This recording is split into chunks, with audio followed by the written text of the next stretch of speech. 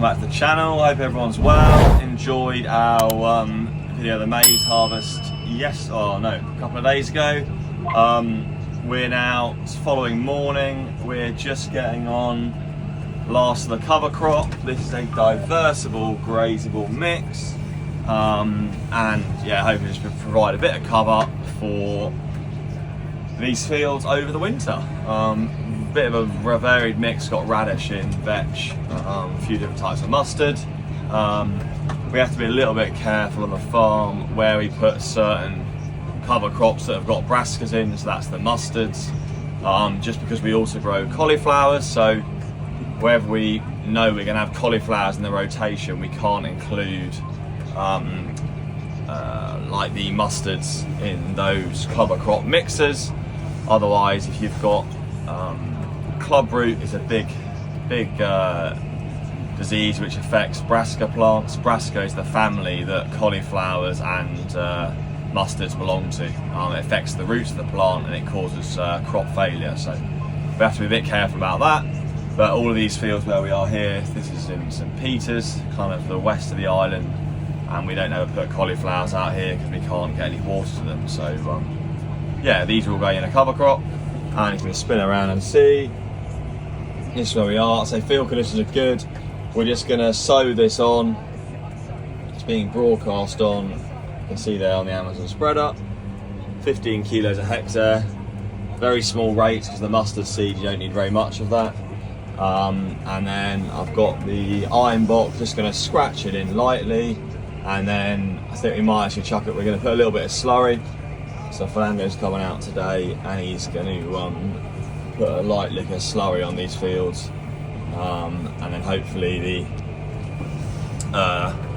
it'll all get used up by the cover crop as it starts growing, hopefully. So yeah, we'll also show you a few clips of the final part of sheeting up the silage clamp, so we get that done, and then maybe a tiny bit of pumpkin preparation as well. So following on from getting the cover crop sown, this is where we were cutting maize yesterday. You can see all the little seeds being sown, bit of grass, there's some mustards, phacelia, all sorts of things. We're literally just raking it in with the iron box. Do get a bit of trash dragging, but that's just, we just accept that. We're not worried. This is all going to be ploughed up for potatoes in spring 2025. We're due a fair bit of rain tomorrow. As long as we've scratched the surface, you can see it's just gone a bit fluffy on top. That's all we need. The rain's now going to wash that in, and it'll all germinate really well. Very different when it's dry and you need things to actually be mixed into the soil. You need to get really good seed to soil contact. But this time of year, we've learned in the past, this is all you need to do. There's no worry. The only thing we're potentially going to do to this is we may graze it, but it doesn't matter. As you can see behind me, if there's maize stubble visible, the cows, they're not fussed about that. So yeah, it basically doesn't really matter. And hopefully this will be a nice green cover in about a month's time, and this will be ploughed up probably end of Feb, early March 2025. So yeah, hopefully be a nice green cover, and it's a very cheap way of getting a cover crop sown. We just broadcast it on and then use the iron block, these little fingers, as you can see Fernando doing here. So just watch him as he comes up past. That's one of the reasons why we like doing this method as well. We're aware it's middle of October. If we start deep cultivations now, this is going to become very wet and you won't be able to travel on it, you won't be able to graze it, because it'll just stay very wet. By doing this, it stays pretty firm, and it should be able to get cows on it to graze it.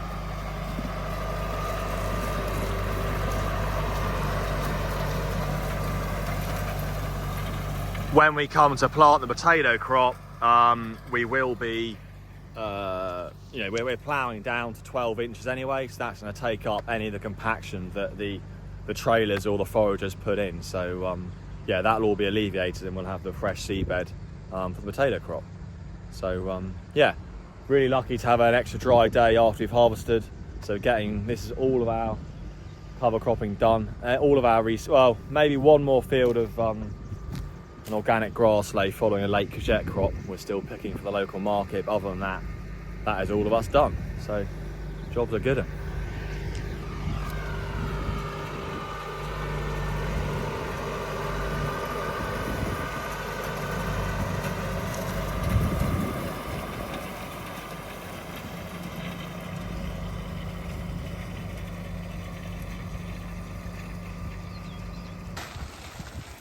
So this is the next part of the process.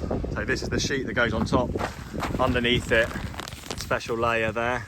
Hard to see, but that's a separate glitter cling film. There's 2 layers here, and this will actually split, and this will suck down and go really close to the maize and create like a seal.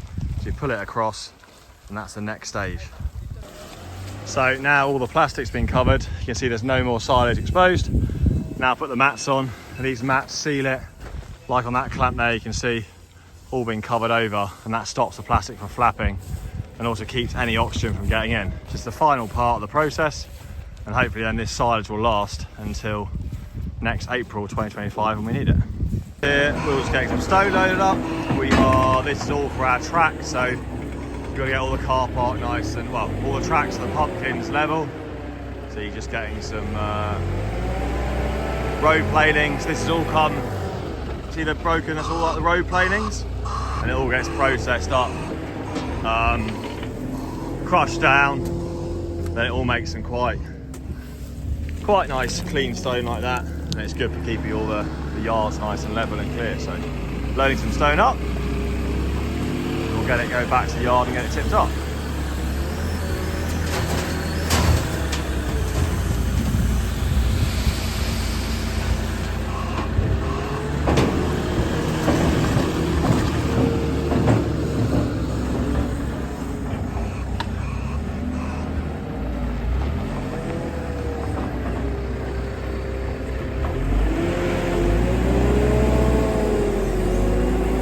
This bucket is meant for grain or light stuff, kind of grain, a bit of like maize, moving silage around, not really for stones. That's why we can't fill it right up.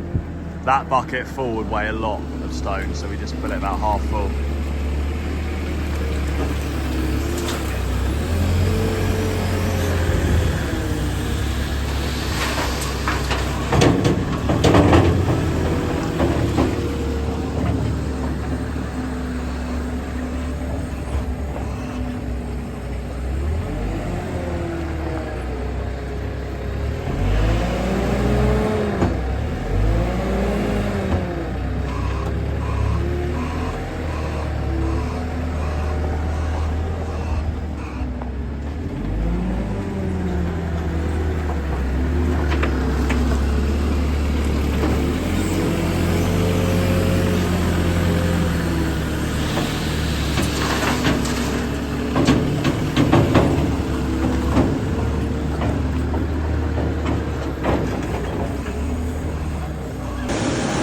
So he tips up all the road planings, and just got Tommy here from DD Cummings, and he's doing a nice job getting all the drive and tarmac levelled off, absolutely chucking it down. A few signs starting to go up. That's the maze, a maze where people are going to walk through to get to the pumpkins, which is the top. I'll show you more about the Sunday. But yeah, Tommy's here levelling it all out. Absolutely pouring rain, but not much we can do. Same as last year. Our first day last year was so wet as well.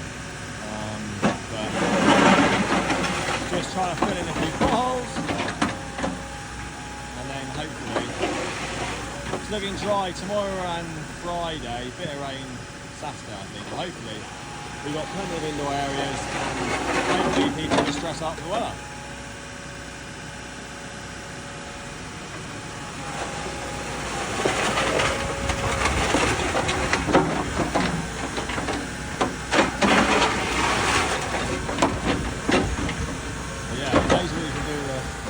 Well, it's not a JCB, New Holland this one actually, not a JCB, but he's digging away.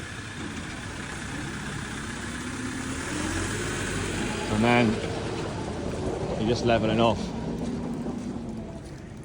And Hannah's also been painting a few more signs. So we've got a few more here. Lucky that she, as well as raising some really good young stock, she can also do some great painting. So this is going to be a height chart. So just painted the first all hearse coat today, but yeah, have a way of, you can stand by it and be measured. And that's a few signs she's been making of showing people where they're going to go. So yeah, all going well. Setup's going well now. Hopefully the rain's going to stop, and we'll see you all for the next video on Sunday, which hopefully will be more of an update of show you all the pumpkin patch.